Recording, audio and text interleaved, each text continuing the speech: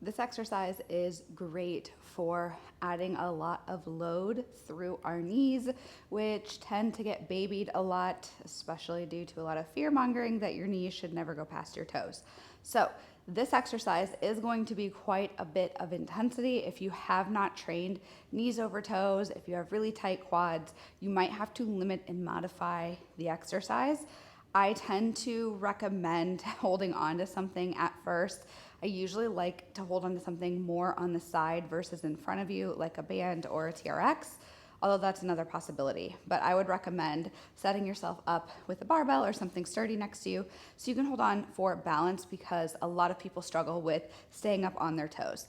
Now, for executing the exercise, you are going to get your feet shoulder width apart. It doesn't matter. You can also play around with doing them here and knees coming in. Different positions are just different lines of tissue. So we're gonna start with shoulder width apart. You're gonna come up on your toes. That's the first thing that we wanna start. And then you're going to shove your knees forward as you simultaneously lean back. And we're not just trying to go down. Notice how my hips lower.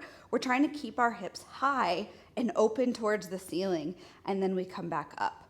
Now, a lot of people will struggle on the way back up because they won't have the full strength in that position. So for some people, we will be coming down, and maybe this is as far as you get, then we come back up. That's totally fine. Eventually you will just progress with getting deeper and deeper, using less and less support.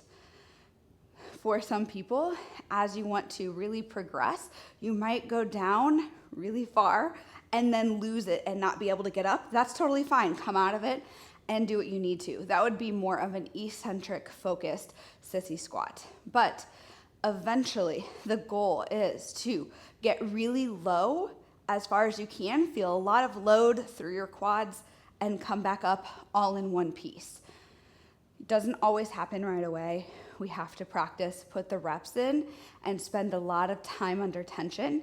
So you wanna start where you are. Start with a range of motion you can control, or follow the instructions in your program. Sometimes we'll program different sets where you're going for really deep positioning and then coming out of it because you don't have the strength.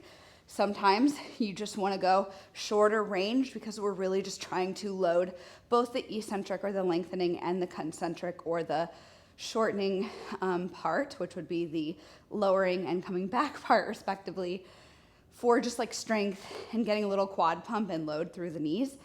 If that's the case, then you're just gonna shorten it to what you can for some high volume. But again, if the goal is to really get depth, improve your mobility, and even your feet and ankles too, then use some support. Get really, really deep as much as you can tolerate, and then come out of it and come back up. All of those are fine. Follow what your program says. You should not feel any pain. It will be a lot of strain through your knees, a lot of load through your toes as well. So proceed with caution, use assistance as you need, and watch your range of motion and strength, and just trust and control in those bottom positions. Grow over time as you're consistent.